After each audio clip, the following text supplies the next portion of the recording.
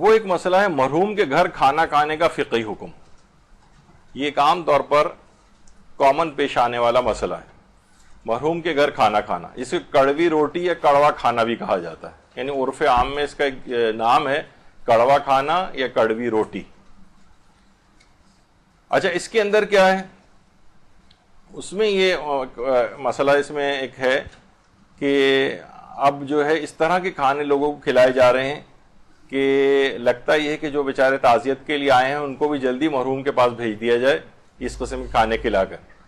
تو یہ آپ کی چاہے مجالس کے اندر ہو، ایک دفعہ ہمارے یہاں پہ پورا ہم نے کس موضوع پہ اپنا ایک درس لیا تھا، اس میں مجالس کے سلسلے میں جو چیزیں تھیں، تو اس میں ایک یہ تھا کہ بھائی لوگوں کو جو عزادار آئے ہوئے ہیں ان کو آپ نا صحت مند کھانے کھلائیں نا. یہ آپ جو لال رنگ کے گھی اور تیل والے جو ان کو کھانے کھلا رہے ہیں، اس سے تو ان لوگوں کی صحتیں خراب ہوئی جا رہی ہیں، دل کے مریض بنیں گے، ہارٹ اٹیک ان کو ہوں گے پہلے سے ہی لوگوں کے ساتھ.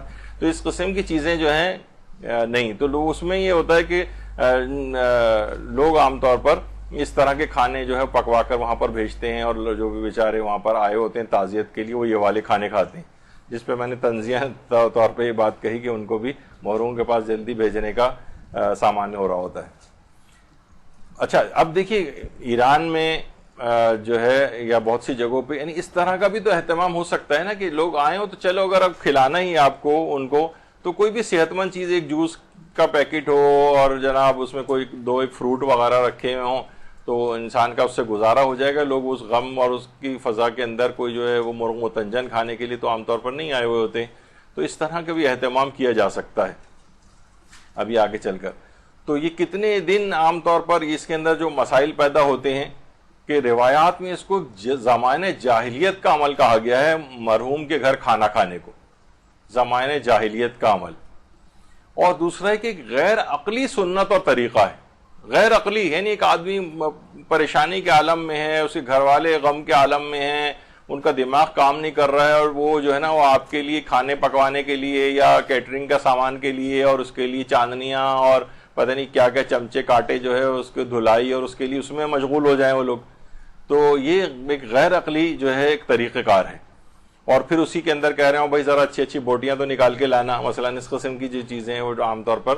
اچھا، یہ صرف یہاں پر ہی نہیں کہ شہروں کے اندر ایسا ہے، یہ مختلف اگر ہم گاؤں دیہات کے اندر بھی دیکھیں تو وہاں پر بھی یہ والی چیز ہوتی ہے کہ باقاعدہ بڑے بڑے دیگچے چڑھائے جا رہے ہوتے ہیں اور اس میں آنے والوں کو کھانا کھلانے کے لیے انتظامات جو ہے ہو رہے ہوتے ہیں. اور یہ مختلف اور ممالک کے اندر بھی، انڈیا میں اور بنگلہ دیش میں اور جگہوں کے اوپر بھی یہی چیزیں رائج ہیں. اور خود ایران کے اندر بھی بعض اوقات یہ چیز دیکھنے میں آتی ہے. وہ ہر شخص کے ظاہر علاقائی رسوم و رواج ہیں، لیکن یہ کہ لوگ سب بیٹھ کے ظاہر تعزیت کے لیے آئے ہوئے ہیں تو ان کے لیے سوچا جا رہا ہوتا ہے کہ ان کو کھانا ضرور کھلایا جائے. اچھا، اب دیکھیے مرحوم کے گھر والوں کے لیے کھانا بھیجنا مستحب ہے. کھانا بھیجنا، ان کے گھر کھانا کھانا مستحب نہیں ہے، ان کے گھر کھانا بھیجنا مستحب ہے. کتنے دن تک بھیجنا مستحب ہے؟ آیت اللہ سیستانی نے بھی شرح عروۃ الوثقیٰ میں ان جو تعلیقات ہیں ان کی اس میں انہوں نے لکھا ہے کہ ارسال الطعام الی اہل المیت ثلاثۃ ایام ویکرہ الاکل عندہم. فرماتے ہیں کہ میت کے گھر ارسال الطعام، کھانا بھجوانا، یہ مستحب ہے 3 دن تک. ثلاثۃ ایام، 3 دن تک مستحب ہے. وَيُكْرَهُ الْأَكْلِ عِندَهُمْ، ان کے ساتھ کھانا کھانا مکروہ ہے میت کے گھر والوں کے ساتھ. اس کی بھی تفصیل آگے چل کر آئے گی. دیکھیے یہ سلسلہ کہاں سے شروع ہوا؟ جب جنگ موتا واقع ہوئی تھی اور اس میں مولا کائنات کے بھائی جعفر طیار وہ اس جنگ موتا کے اندر شہید ہوئے تھے.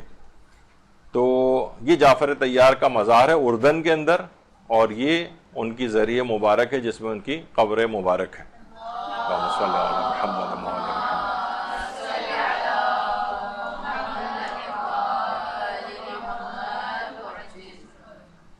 تو وہاں پر یہ جنگ ہوئی تھی اور رومیوں کے ساتھ یہ جنگ ہوئی تھی، اور شام کا جہاں پہ بارڈر لگتا ہے اور اردن کی طرف کا جو علاقہ ہے وہاں پر یہ جنگ جو ہے وہ لڑی گئی تھی. تو جعفر طیار اس جنگ کے اندر شہید ہو گئے تھے، اور کئی کمانڈرز تھے اس کے اندر سب ایک ایک کر کے شہید ہو گئے تھے. اچھا جس وقت وہاں پر اچھا یہی جو جعفر طیار ہیں ان کے ایک بیٹے عبداللہ ابن جعفر طیار جو حضرت زینب سلام اللہ علیہ کے شوہر تھے. اللہم صلی علی محمد وعلی محمد. جنت البقیع میں ایک خاص احاطہ بنا ہوا ہے جس میں عبداللہ ابن جعفر طیار کی قبر ہے, عقیل ابن ابی طالب کی قبر ہے, مولا کے ایک اور بھائی, اور امام مالک اہل سنت کے اور امام نافع جو امام مالک کے بھی استاد تھے, ان چاروں کی قبریں ایک ہی احاطے میں جنت البقیع میں. یہ تو ایسی ضمناً میں نے بیان کیا. تو پیغمبر اکرم صلی اللہ علیہ وآلہ وسلم صلی اللہ علیہ محمد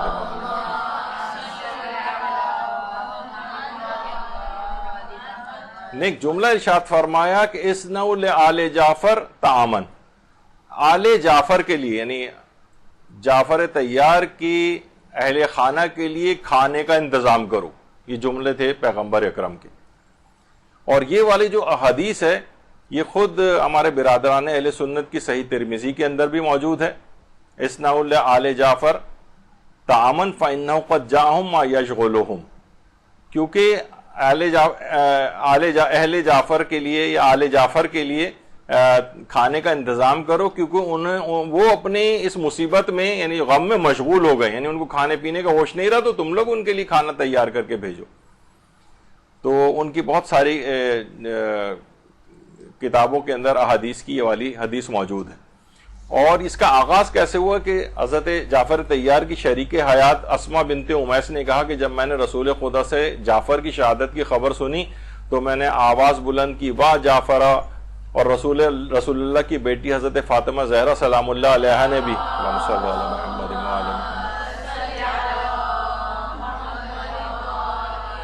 میری آواز سن کر فریاد بلند کی, وائے میرے چچا زاد بھائی. اور اس کے بعد رسول خدا اپنی ابا کو کھینچ رہے تھے اور بے اختیار آنسو بہا رہے تھے, اور باہر جا کر فرماتے تھے الا مثل جعفر فلتبکی البواکی, الا مثل جعفر فلتبکی البواکی.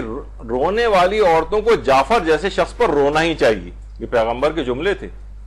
اور اس کے بعد فرمایا کہ فاطمہ جعفر کے اہل و عیال کے لیے کھانے کا اہتمام کرو کیونکہ وہ مصیبت میں ہیں.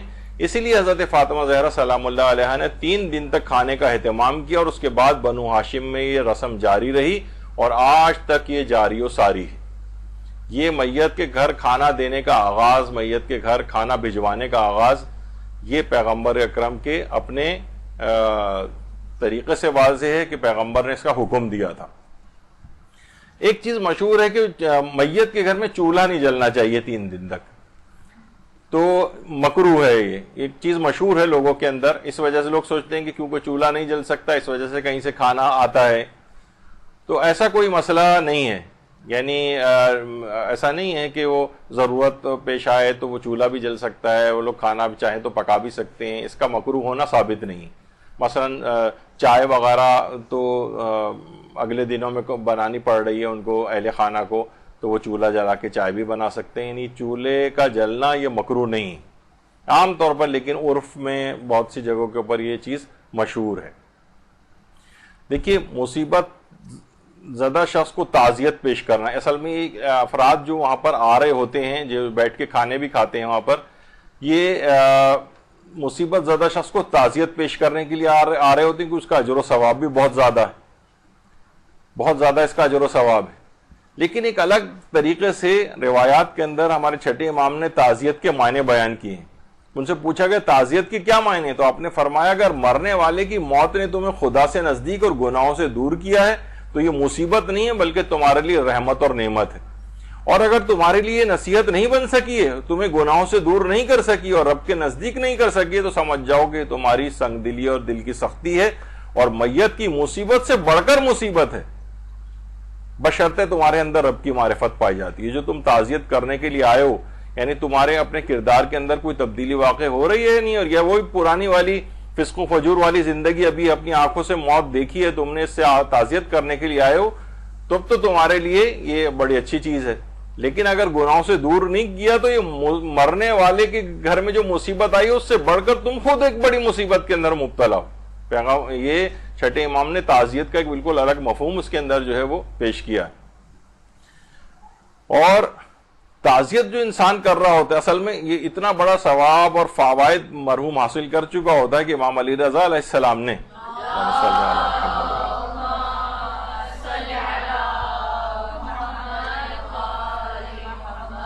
حسن ابن سہل کو تعزیت پیش کرتے ہوئے فرمایا تھا آخرت میں دیر سے ملنے والے ثواب پر مبارکباد دنیا میں جلد پیش آنے والی مصیبت پر تعزیت پیش کرنے سے بہتر. آخرت میں جو اس کا ثواب تمہیں ملے گا اس کی پیشگی مبارکباد جو ہے وہ اس دنیا میں ابھی جو مصیبت آئی ہے اس پہ جو تعزیت کی جا رہی ہے وہ اس سے کہیں زیادہ مبارکباد اس چیز کے اوپر دینی چاہیے جو آخرت میں ثواب اس سلسلے میں مل رہا ہے. تو بڑی اس کا عجیب و غریب ایک چیز ہے. اور ایک ایسے فرد کے لیے کہا کہ تعزیت کے قابل ایک زندہ شخص بھی ہو سکتا ہے. حضرت امیر فرماتے ہیں دنیا جو تیرے ہیلوں سے ناواقف اور تیرے مکر کے پھندوں سے ناآشنا ہے وہ جیتے جی مر چکا ہے اور تعزیت کے قابل ہو چکا ہے. یعنی واقعتاً تعزیت, اب یہ جو لوگ سب تعزیت کے لیے بہرحال آ رہے ہوتے ہیں وہاں پر, کتنے دن تک تعزیت پیش کرنا مستحب ہے. التعزیۃ لأہل العزائے یستحب ان یکون یوما واحدا وما زاد فہو مکروہ. یہ جملہ ہے علماء کا. یعنی فرماتے ہیں کہ ایک دن تک تعزیت کرنا تو مستحب ہے, اس سے زیادہ مکروہ ہے, اس سے زیادہ مکروہ ہے. یعنی تعزیت اب ہمارے ہاں کیا ہوتا ہے میں اس میں بھی آگے چل کر بیان کروں گا. سوائے اس کے لکھتے ہیں کہ ایک دن تک مستحب ہے, اس سے زیادہ مکروہ ہے. سوائے اس کے کہ بعد کے دنوں میں جو آپ آئیں تو یا تو تلاوت قرآن کے لیے آئیں یا دعا کے لیے آئیں. الا تلاوت قرآن یا پھر دعا. ہمارے علماء کی سیرت بھی ہے کہ وہاں جہاں تعزیت کے لیے جاتے ہیں وہاں بیٹھ کے تلاوت قرآن کرتے ہیں, تلاوت قرآن اور دعا وغیرہ کرتے ہیں. یہ لیفٹ سے دوسرے جو ہیں آیت اللہ علوی گرگانی ہیں بھی پچھلے 1-2 مہینے میں ہی ان کے انتقال ہوا تھا. تو بہرحال علماء کا طریقہ یہ, وہاں کھانا کھانے نہیں بیٹھتے کبھی بھی, صرف گئے تعزیت اس انداز سے پیش کی کہ وہاں تلاوت قرآن کی یا دعا کی اور اس کے بعد واپس آ گئے. جو نیچے بیٹھے ہوئے دونوں افراد یہ آیت اللہ سیستانی کے دونوں بیٹے ہیں جو کہ کسی جگہ تعزیت کے لیے گئے, وہاں گئے تلاوت قرآن کی واپس آ گئے. اچھا, اب یہ جو سوئم سے 40ویں تک کی مجالس اور فاتحہ خوانی ہوتی, سوئم سے 40ویں تک, یعنی اس میں مسلسل لوگ آ رہے ہوتے ہیں. یہ ظاہر ہے اس میں بہت اچھی بات ہے جتنی بھی مجالس ہوں فاتحہ خوانی ہو. البتہ اس میں تمام ورثاء کا خیال کیا جائے گا. عام طور پر ہو سکتا ہے کہ کچھ افراد اس میں وہ چاہ رہے ہوں اور کچھ ایسے ہوں کہ بھئی ان کے لیے مشکل ہو رہی ہے. روزانہ کی بنیاد پر اتنے افراد آ رہے ہیں, پھر ان کے کھانے پینے کے انتظامات اور ان کی چائے کے انتظامات, کچھ لوگ وہاں رہنے بھی لگتے ہیں, ان کے رہائش وغیرہ کا انتظام کرنا, تو یہ سب چیزیں اب یہ ان کے ذمے آ جاتی. بعض اوقات یہ بھی ہوتا ہے کہ وہ یہ ان کے اوپر بوجھ بن جاتے ہیں تعزیت کرنے والے, اور بڑے مشکل کے اندر وہ لوگ آ جاتے ہیں, چاہے منہ سے نہ کہہ پا رہے ہوں. اور ظاہر ہے کہ پورا سسٹم بنا ہوتا ہے, کون اسے منع کرے کہ بھائی 40ویں تک مسلسل روزانہ مجلس ہوگی. مجلس میں کوئی حرج نہیں ہے, لیکن اگر ورثہ بعض اوقات اب ان کو میراث تقسیم نہیں ہوئی ہوتی ہے تو اس میں تصرف بھی ہو جاتا ہے, اور وہ خود بعض اوقات حرام پہلو بھی اس کے اندر آ سکتے ہیں. اگر ورثہ راضی بھی ہیں, اگر ان میں کوئی ایک نابالغ ہے ایسا, اور تو معاملہ اور مشکل ہو جاتا ہے. ابھی میں اس تفصیل میں نہیں جا رہا, وہ ایک الگ طرف ہم نکل جائیں گے. تو یہ سب چیزیں کیا ہوتی ہیں. دیکھیے تعزیت, جو لوگ سوچتے ہیں تعزیت کے معنی روز جائے یا اس طرح سے جائے اور گھنٹوں وہاں بیٹھا جائے. تعزیت کی کم سے کم حد یہ ہے کہ صرف جس سے تعزیت پیش کی جائے وہ اس کو دیکھ لے بس, چاہے وہ دور سے ہی کیوں نہ ہو, دور سے ہی کیوں نہ ہو, اس کو دیکھ لے بس. یہ تعزیت کے لیے کافی ہے, کم سے کم حد یہ. اور اگر انتقال کو کچھ عرصہ گزر جائے تو اس کے لیے حکم آقا سیستانی فرماتے ہیں کہ اگر میت کو مرے ہوئے اتنی مدت گزر چکی ہو کہ اس کی تعزیت کرنے اور پرسہ دینے سے لواحقین کا غم تازہ ہو جائے تو پھر پرسہ نہ دینا بہتر, پھر پرسہ نہیں دیجیے. لوگ اگلے مہینوں میں مختلف ملکوں سے آ رہے ہوتے ہیں, شہروں سے آ رہے ہوتے ہیں, آئیں بالکل آ کر ملیں, لیکن اس کے بعد بہت زیادہ رونے دھونے کا بھی ایک سلسلہ ہوتا ہے. پرسہ اس طرح سے پیش کرتے ہیں کہ مردے کا غم تازہ, یعنی جو ان کے لواحقین کا غم تازہ ہو جاتا ہے. تو کیا ہوتا ہے پھر آغا سستانی فرماتے ہیں اس صورت میں پرسا نہ دینا بہتر ہے اگر ان کا غم تازہ ہو رہا ہے. تو تعزیت کرنے کے ظاہر بہت ساری چیزیں ہیں. اچھا میت کے گھر کھانا کھانا کب مکروہ ہے؟ میت کے گھر کھانا کھانا اس وقت مکروہ ہے وَيُكْرَهُ الْأَكْلُ عِندَهُمْ. اس کے معنی یہ ہے بھی جو آپ نے سنا تھا آغا سستانی کا کہ میت کے گھر کھانا کھانا اس وقت مکروہ ہے کہ جب میت کے گھر والے اہل عزا یا جن سے آپ تعزیت کرنے کے لیے گئے وہ خود کھانا کھانے کا انتظام کر رہے ہیں, خود کھانا پکوانے کا انتظام کر رہے ہیں. جیسے جب اس کو زمانے اہل جاہلیت کا کہا جاتا تھا, کیونکہ اہل جاہلیت میں کفار اور جو زمانے کے جو لوگ تھے زمانے جاہلیت میں ان کے ہاں یہ رسم تھی کہ جو مر جاتا تھا تو لوگ وہاں آتے تھے اور یہ لوگ ان کے اس کے اندر لگ جاتے تھے, یعنی کھانا پکوانے میں, اور یعنی گھر والے جس کے گھر موت ہوئی ہے وہی ان لوگوں کے کھانے کا انتظام کرتا تھا. تو یہ زمانے جاہلیت کا عمل اس وجہ سے کہا گیا ہے. تو میت کے گھر کھانا کھانا اس وقت مکروہ ہے جب وہ خود انتظام کر رہے ہوں. لیکن اگر کچھ موارد ایسے ہیں کہ جس میں مکروہ نہیں رہتا, اگر پڑوسی انتظام کر رہے ہیں کھانے کا, وہ پکا کر بھجوا رہے ہیں, دوست انتظام کر رہے ہیں, جاننے والے انتظام کر رہے ہیں, دور پرے کے مثلا رشتہ دار انتظام کر رہے ہیں, تو پھر اس صورت میں وہاں کھانا کھانا مکروہ نہیں ہے,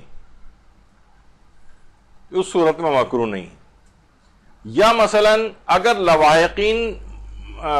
لواحقین میت کی طرف سے ہی دعوت دی جا رہی, وہی کہہ رہے ہیں کہ آپ دیکھیے آپ آئیں تو کھانا کھا کر جائیے گا, اب انہوں نے دعوت دے دی تو اس صورت میں بھی مکروہ نہیں ہے اور وہاں کھا سکتے ہیں.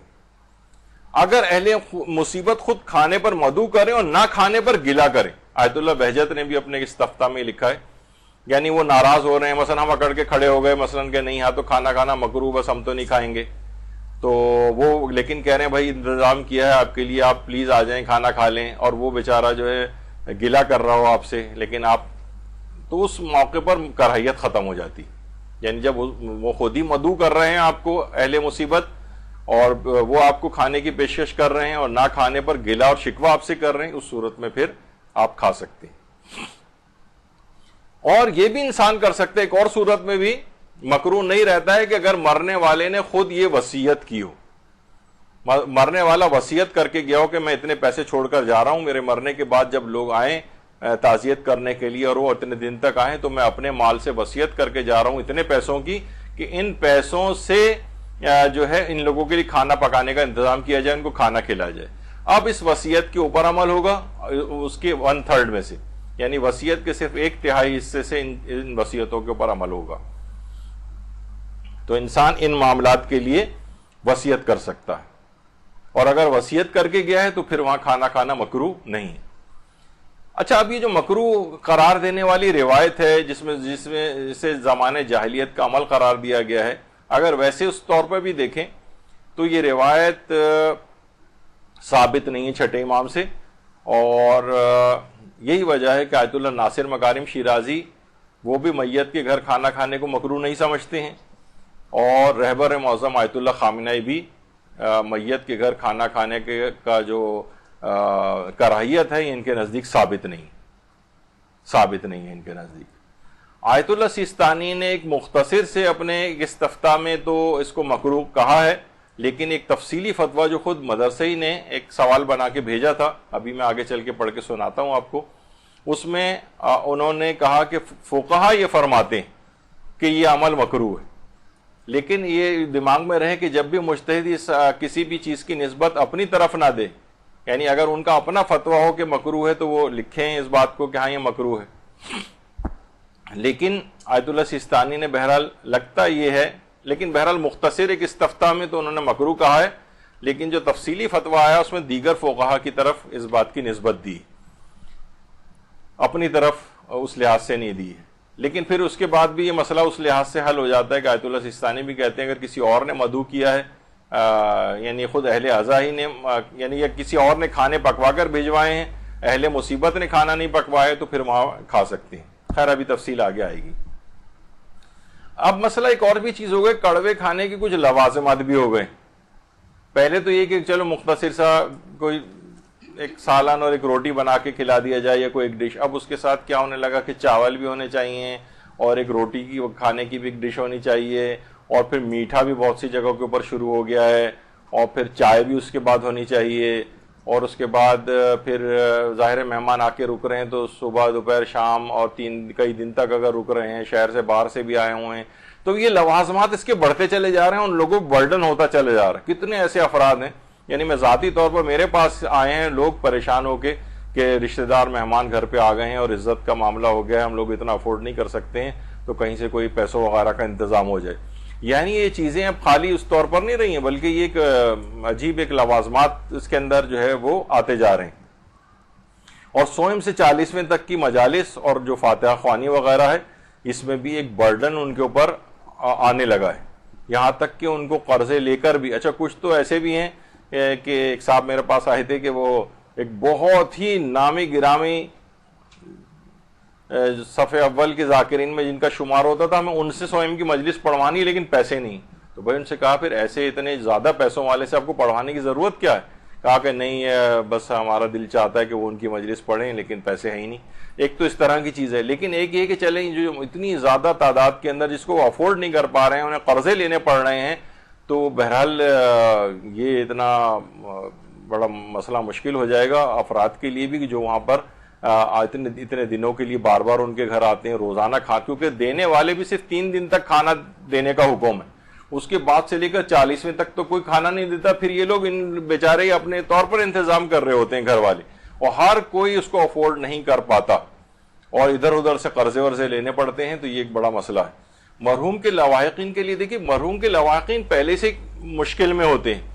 اگر آپ اس لحاظ سے دیکھیں، مرنے سے پہلے ظاہر ہے وہ جو بیمار تھا اتنے دن سے، مہینوں سے، ان کی تھکاوٹ اور ہسپتالوں کے چکر، اور اس کے بعد وہاں کی فیسیں اور ہاسپٹلز کی، یعنی اور ان کی نیندیں پوری نہیں ہوئی ہوتی، ان کو کچھ تھوڑا سا ان کو اسپیس دینی چاہیے کہ لوگ آ کر ان کے گھر پڑ جائیں، کئی دنوں تک رہتے رہیں ان کے تعزیت کے نام پر قریبی رشتہ دار۔ ان کے لیے لواحقین کے لیے مشکلات کھڑی ہو جاتی ہیں، بلکہ اور ڈیلے ہوتا ہے کہ اس کے مرنے کے فوراً بعد جو ہے جائیداد کی تقسیم یا میراث کی تقسیم کے ان کے کام ان کو دیکھنے ہوتے ہیں، جس پہ ہمارے لوگوں کی طرف توجہ نہیں ہوتی اور حرام ہوتا چلا جاتا ہے۔ تو وہ ان کو بجائے اس طرف متوجہ ہوں، آپ کے کھانوں اور کیٹرنگ اور فلاں ان چیزوں کے اندر جو ہے وہ مشکلات ان کے لیے کھڑی ہوتی چلی جاتی ہیں۔ وہ برتن لا رہے ہیں اور جا رہے ہیں اور دھل رہے ہیں اور باسیوں کا انتظام کرتے پھر رہے ہیں، وہ یہ اس میں کچھ ایسے لوازمات آ گئے ہیں جو کہ بہت خطرناک ہیں۔ تو آیت اللہ سیستانی نے بڑا ایک تفصیلی ایک فتویٰ جو ہے مدرسے نے ان سے سوال لکھ کے پوچھا تھا کہ پاکستان میں رائج ہے کہ قریبی رشتہ دار یا پڑوسی مرنے والے گھر 3 دن تک کھانا بھجواتے ہیں تاکہ متوفی کے گھر والے اور تعزیت کے لیے آنے والے کھانا کھا سکیں۔ کیا اس صورت میں بھی تعزیت کے لیے وہاں آنے کے بعد وہاں کھانا کھانا مکروہ ہے جبکہ اس کا انتظام کسی دوسرے شخص نے کیا ہو؟ یہ سوال میں لکھ کے پوچھا تھا ہم نے، تو وہاں سے بڑا تفصیلی جواب آیا آغا سیستانی کا۔ انہوں نے فرمایا کہ میت کے لواحقین کے لیے تعزیت کے لیے آنے والوں یا فاتحہ خوانی کی مجلس میں حاضر ہونے والوں کو کھانا کھلانے میں کوئی حرج نہیں ہے، بلکہ مرنے والے کے لیے ثواب کا باعث ہے، لیکن تعزیت کرنے والوں کو اس بات کی طرف متوجہ ہونا چاہیے کہ مصیبت زدہ کی تعزیت اگرچہ ایک سنت موقدہ ہے، بلکہ اس میں بڑا اجر اور بڑا ثواب ہے، جیسا کہ اس کی فضیلت میں وارد احادیث میں بیان ہوا ہے، لیکن اس میں صاحب عزا کو دیکھنا اور ملاقات کرنا کافی ہے بس۔ جیسا کہ حدیث میں آیا کہ مصیبت میں مبتلا ہونے والے کے لیے تجھے اس کا دیکھنا ہی کافی ہے، وہاں بیٹھنا جائز ہے، لیکن کہا گیا ہے کہ 1 دن سے زیادہ بیٹھنا مکروہ ہے، الا یہ کہ قرآن پڑھنے کے لیے یا دعا کی نیت سے بیٹھے۔ بہرحال فرماتے ہیں تعزیت کے آداب کو ملحوظ خاطر رکھا جائے، مرنے والوں کے لواحقین اور رشتہ داروں پر بوجھ ڈالنا اور انہیں شرمندہ کرنا اچھی بات نہیں، یہ ان کے ساتھ تعزیت اور ہمدردی کے منافی ہے، بلکہ ان کو راحت پہنچانے اور ان کی حتی الامکان مدد کرنے کا خیال کرنا چاہیے۔ پھر آگے فرماتے ہیں ان کے پاس کھانا بھیجنا مستحب ہے، گویا یہ ان کی مشقت کو دور کرنے اور ان کی تعظیم کے لیے ہے، اور اسی طرح ان کے ہاں کھانا کھانے کو مکروہ کہا گیا ہے۔ دیکھیے یہ وہ جملہ ہے کہ آغا سیستانی نے اس میں تفصیلی فتویٰ میں کہا کہ ان کے ہاں کھانا کھانے کو مکروہ کہا گیا ہے۔ جب یہ ہو تو اس کے معنی یہ ہوتے ہیں کہ شاید مجتہد اس میں زیادہ دقیق اپنا نظریہ بیان نہیں کر رہا ہے یا اس کا نظریہ اس کے خلاف ہے، لیکن وہ دوسروں کی طرف اس کی نسبت دے رہا ہے۔ امام صادق علیہ السلام کی حدیث میں ہے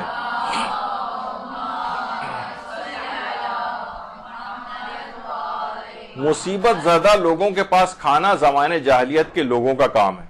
بعض فقہا نے کہا ہے, اب دیکھیں خود نہیں کہہ رہے, بعض فقہا نے کہا ہے کہ کراہیت اس کھانے کے لیے ہے جو ان کی طرف سے ہے, نہ کہ وہ کھانا کہ جو رشتہ داروں اور ہمسایہ کی طرف سے دیا گیا ہو, جیسا کہ مذکورہ رسم میں بیان ہوا ہے. نیز تعزیت کرنے والوں کو مرنے والے کے اہل خانہ سے تعزیت اور وہاں جانے میں شرعی حدود کا خیال رکھنا چاہیے, ان کو نقصان پہنچانے سے گریز کرنا چاہیے, ان کی رضامندی کے بغیر ان کے اموال میں تصرف کرنا اور اس میں اسراف اور تبذیر نہیں کرنا چاہیے. یعنی جا رہے ہیں, کھا رہے ہیں, پی رہے ہیں, وہاں رک رہے ہیں, نہا بھی رہے ہیں, تمام وقت 40ویں تک جو ہے وہ کھانے روزانہ جا کے وہاں پہ کھا رہے ہیں, تو کیا ایک لحاظ سے چیزوں میں تصرف ہو رہا ہے, کیونکہ یہ مقام زیادہ حقدار ہے کہ اس میں تقوی کی رعایت کی جائے. چونکہ موت کی یاد میں موعظہ سننے والوں کے لیے واضح و نصیحت ہے اور غور و فکر کرنے والوں کے لیے عبرت ہے, اور مومن کو یاد رکھنا چاہیے کہ وہ عنقریب ان مرنے والوں کی پیروی کرے گا, یعنی اس کو بھی اس دنیا سے جانا ہے.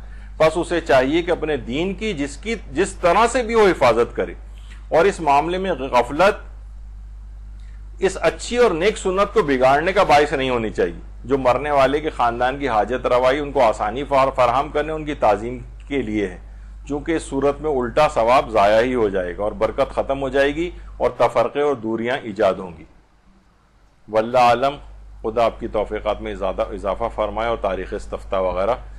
تو آیت اللہ سیستانی نے باقاعدہ یہ والا فتویٰ جو ہے وہ دیا, آپ نے تفصیلی طور پہ سنا کہ لوگوں کو تمام اس بات کی رعایت کرنی چاہیے. تو میت کے جو رشتہ دار ہیں ان کے لیے ایک تجویز ہے کہ صرف وہ افراد کے جو خود اہل خانہ چاہ رہے ہوں کہ یہ ایک آدھ دن کے لیے ٹھہر جائیں, صرف وہ لوگ وہاں پہ ٹھہر جائیں, یا اگر قریبی رشتہ دار بھی ہیں تو میت کے گھر والوں کو تھوڑا اسپیس دیں, جائیں, ملیں, تھوڑی دیر ملاقات کر کے جو ہے واپس آ جائیں. تو وہ بھی بیچارے تھکے ہوئے ہیں ہفتوں مہینوں سے, نہ ان کی نیندیں پوری ہوئی ہیں, تھکاوٹ سے چور ہیں, اس کا بیماری کے آخری ایام میں تو بیچارے بار ڈیوٹیاں اپنے ایک دوسرے کے لگا رہے ہوتے ہیں, وہ لوگ بہت زیادہ پریشانی کی حالت میں تمام یہ خاندان گزر رہا ہوتا ہے, اور پھر اس کے بعد ان کے اوپر مہمان بن کے سر پر سوار ہو جانا, یہ بہرحال اس میں کوشش کرنی چاہیے کہ ان کو اسپیس دی جائے, آرام کا وقت دیا جائے, ان کو اپنے طور پر غم منانے کو چھوڑا جائے تنہا, اور ایک جھمگھٹا لگا کے وہاں پر نہ رکھا جائے. اس سے کیا ہوگا کہ بہرحال ان کے لیے آسانیاں مہیا ہوں گی. یہی انہوں نے آغا سیستانی نے اپنے فتوے میں بھی چیز بیان کی ہے کہ یہ آسانی ان کو مہیا کرنا ہے اور تقوی و پرہیزگاری سے کام لینا ہے, اور ان کے اموال کے اندر تصرف نہیں کرنا ہے, اور اسراف اور تبذیر بھی نہیں کرنا ہے. یعنی یہ تو اسراف اور تبذیر ایک لحاظ سے ہوگا کہ وہاں جا کے کھلے ہاتھ سے جو ہے تمام چیزیں کر رہے ہیں اور خرچ کر رہے ہیں وغیرہ. تو یہ دو صرف مسئلے آج آپ نے دیکھا کہ صرف ہم نے قبلے کے اعتبار سے اور میت کے گھر کھانا کھانے کی, تو اس میں تقریباً بہت ساری چیزیں, اصل فقہی حکم بھی آ گیا, استفتاء بھی سارے ذکر ہو گئے, نصیحتیں بھی کچھ آ گئیں, اخلاقی حکم بھی اس کے اندر آ گئے. تو اس طرح سے ایک ان دو مسئلوں کو ہم نے بیان کیا. انشاءاللہ اگلی جو نشستیں ہوں گی اس میں جیسے کہ ہم نے اس سے پہلے ذکر کیا تھا کہ کانوں کے فقہی مسائل کے اوپر پورا اب آپ ظاہر ہے آپ لوگوں کے لیے ایک زاویہ فکر دینے کے اعتبار سے کہ ناخن سے متعلق فقہی احکام شاید تقریباً پورے 2 گھنٹے کی کلاس صرف اسی اکیلے موضوع پر ہو. آپ کہیں گے ناخن کے بھی اتنے فقہی احکام ہو سکتے ہیں؟ جی ہاں, ناخن اس میں تو شاید اخلاقی احکام بھی اتنے نہیں ہوں گے. کان میں پھر بھی اخلاقی احکام تھے, لیکن ناخن میں کون سا اخلاقی حکم ہوگا؟ لیکن بہرحال فقہی حکم اس کے اندر کافی زیادہ ہیں. جب آپ دیکھیں گے کہ اس کے ناخنوں جو اللہ کی ایک نعمت ہے, تو صرف اس سے ریلیٹڈ عبادات کے اندر اور مختلف چیزوں میں احکام اسلامی کیا ہیں, انشاءاللہ وہ سب کو ایک جگہ پہ جمع کر کے اگلی نشست میں, امید تو یہ ہے کہ انشاءاللہ اگلی نشست میں وہی عنوان زیر بحث لائیں گے. وصلی اللہ علی محمد وآلہ الطیبین الطاہرین. درود.